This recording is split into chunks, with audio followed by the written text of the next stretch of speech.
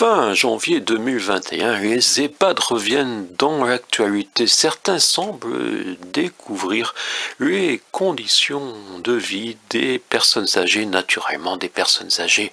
Pas de l'oligarchie, mais parmi les plus pauvres. Dans ce bouquin toujours invisible, le point 84 est intitulé « Les vieux » et j'y fais référence à Huguette Tiegna qui est député du Lot, car même si M. Pradji se prétend le député de tous les Lotois, il n'est député que d'une circonscription.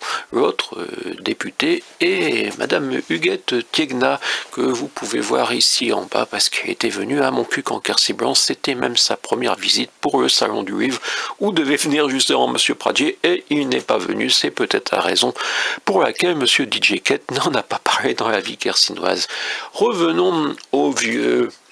En avril 2018, Huguette Tiegna, députée du Lot, choquait une partie du pays en affirmant « En Afrique, les personnes âgées, on ne les met pas dans des EHPAD ».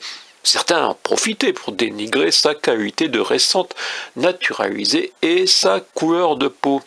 Et une petite parenthèse, comme je lui avais dit, moi également, je n'ai pas la bonne couleur de peau pour certaines personnes dans le Quercy.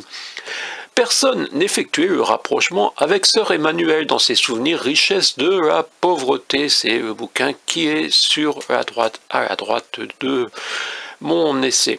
En Europe, j'ai visité quantité de maisons de retraite. Leur apparence est souvent luxueuse, mais en définitive, certaines sont bel et bien des mouroirs. Des malheureux y finissent leur jour dans une grande solitude. Ils sont parfois abandonnés dès l'heure. Il arrive même que la famille ne paraisse pas à l'enterrement, comme le confiait la directrice d'un de ces lieux morbides.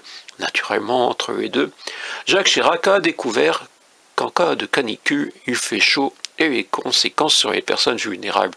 Entre les deux, je parlais entre 2001 et 2018. Voilà, c'était un petit extrait et il y en a un autre. Le bouquin, oui, c'est le même, se termine en 187 presque, c'est presque la fin. Sœur Emmanuelle et non la sœur d'Emmanuel. Et non Estelle, donc la sœur d'Emmanuel Macron. J'ai eu Richesse de la pauvreté, pour la beauté du titre, plutôt décevant d'un point de vue littéraire, même si elle mérite d'être connue. La vie de Madeleine Cinquin, née le 16 novembre 1808 à Bruxelles, est décédée le 20 octobre 2008 à Cagnan dans le Var.